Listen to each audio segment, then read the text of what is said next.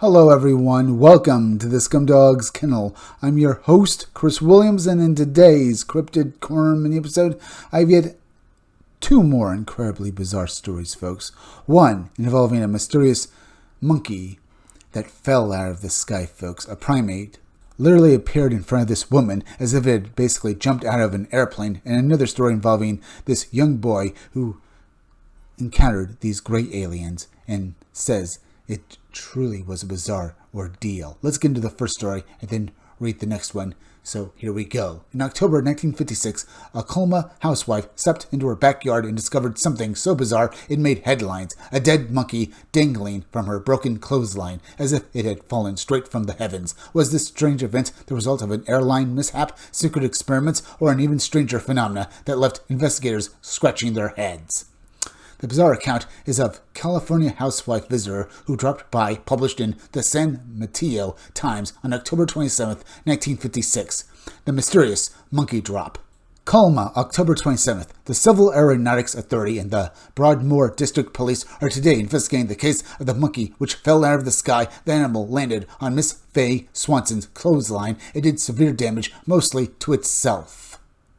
Miss Swanson, who lives at 723 Stony Ford Drive in Broadmoor Village subdivision, said she walked into her backyard yesterday at 8:05 a.m. and found a dead monkey on the ground. Her clothesline was almost bit to the ground, and pieces of monkey still clinging to the plastic-covered cable line stretched between a pair of 4x4 wooden posts. The posts were cracked at each end. Who's going to pay for having my clothesline fixed? Miss Swanson asked. Indeed, who will fix the damage done by this monkey, folks? Now, I'm thinking the most explainable answer to all of this, the most mundane, is that basically this animal was part of some sort of illegal animal trade, and for whatever reason, was maybe, I guess, ejected out of the plane that was flying over Miss Swanson's house at the time when this animal fell onto her clothesline. That seems like the most legitimately, ordinary answer I can come up with, folks.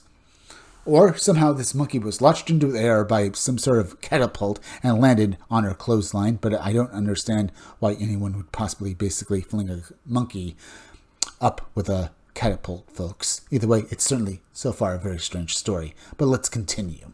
CAA investigator Joseph Markovic, who was dispatched from his office at Mills Field when the monkey drop was reported to the SPCA by Police Chief Ray Savage, looked puzzled. My specialty is aircraft maintenance inspection, he said. I'm just here to take a report and find out all the facts, ma'am.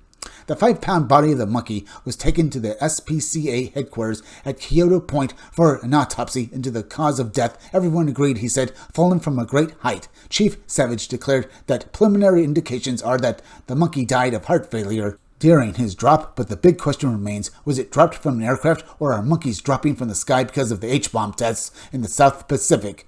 Which is as good an answer as any, folks. And Miss Swanson? She possibly did basically ask this man, Joseph Markovic, who was going to pay for the damages. And as he said, he couldn't basically do that. He was just there to take a report. But either way, a strange story nonetheless, folks. So let's continue. A check with Pan American World Airways, which specializes in carrying animals aboard its Pacific Clippers, quickly denied any responsibility for this particular arrival. Other airlines also failed to yield information concerning the deceased monkey's origination. Maybe he was just an airline hitchhiker, someone suggested, and lost his grip. Robin Kincaid, Assistant Public Relations Director for PAA, said the airline had not flown any monkey cargoes into the United States since Wednesday, and since the monkey drop in Colma apparently occurred Thursday night or early Friday morning, Pan American couldn't be responsible. Furthermore, he stated that even if the monkey was aboard a PAA Clipper, it couldn't possibly have gotten out. The airlines transport many rhesus monkeys from the Philippines to the U.S. for laboratory experimentation and to aid in the production of polio vaccine. However, they are kept padlocked in wire cages sealed behind pressurized doors in the cargo compartment. If, by some stretch of the imagination, they were to escape this area, the main section of the plane is also pressure sealed for high-altitude flying. As I said earlier, folks, maybe this has something to do with the illegal animal trade, because as the authorities say, no legal flight could allow something like this to happen. So, it's most likely, I said, some sort of a legal mishap that probably occurred here. But then again, I can't be for sure. But folks, let's move on to the next article. My gray humanoids encounter while horseback riding at Fall Creek Falls, Tennessee. Let's get into this story of this young man who carried literal aliens from outer space and read exactly how it affected his life. On October 12, 1973, during a family horseback ride in Fall Creek Falls, Tennessee, I found myself alone in the woods, enveloped in an uncanny stillness, and seconds later, I was face to face with humanoid gray beings. What followed in this missing 45 minutes would mark the beginning of my lifelong quest to understand the great UFO wave and the silent pull those visitors exerted over me. Let's get into the full account now. Sir, the location was Fall Creek Falls, Tennessee, and the date was October 12, 1973. When I was 6 years old, my family went on a horseback riding trip after lunch at Fall Creek Falls. Accompanying me were my mother, father, and my older brother, who was 6 years my senior. I rode in the saddle with my mother, while everyone else had their own horse. At the very start of our horseback riding trip, my brother's horse got spooked and took off down the trail at a fast pace. Fortunately, my mother, who had many years of experience riding horses, managed to pull my brother off his horse. I remember my dad yelling at his horse to get back on the trail throughout this ordeal. Now, folks, this sounds rather harrowing. Usually in these kinds of accounts, nothing out of the ordinary seems to happen right before such a thing happens. And it almost makes me think that this horse basically running away was almost planned. Do you suppose that these alien beings could have implanted or maybe startled this horse somehow, and maybe somehow got this younger boy away from his family so that they could corner him for some reason? Is it possible? I kind of think it is. At least, basically, I'm giving the idea some merit here, folks. But let's continue with this article.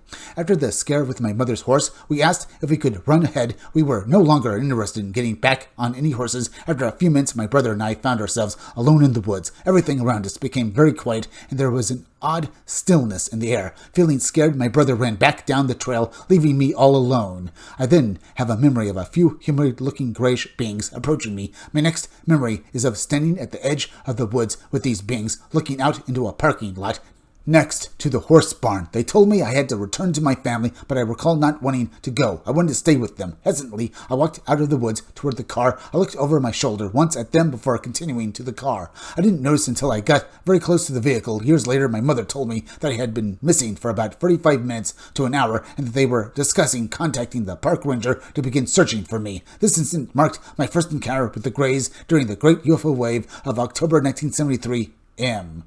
Indeed, folks, we've talked about the Great UFO Wave of 1973 before, and this sounds like this story could basically fit nicely into it. Now, remember, this, young boy's older brother, M here, he ran away because he was frightened. As I said earlier, folks, maybe the incident with the horse was a way to basically get M away from his family, but apparently it didn't work.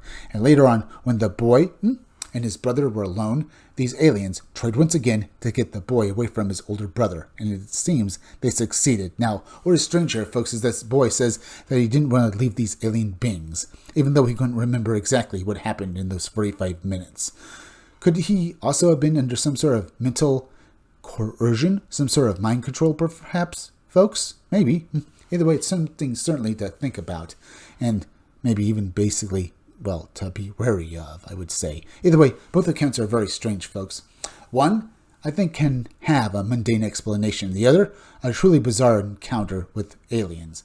Now, the encounter with basically this monkey dying in this great fall from basically perhaps an airplane, folks. As I said, I think that can, have a mundane explanation. But as I said, folks, unless this monkey somehow was flung up into the air by, a catapult, the only way I can see this thing falling and basically dying from basically fright is basically if it were dropped from an airplane. But that's just me, folks. Either way, both stories are truly bizarre, and I don't really know what I can say more about them, except that we need more information, and maybe one day we'll get it.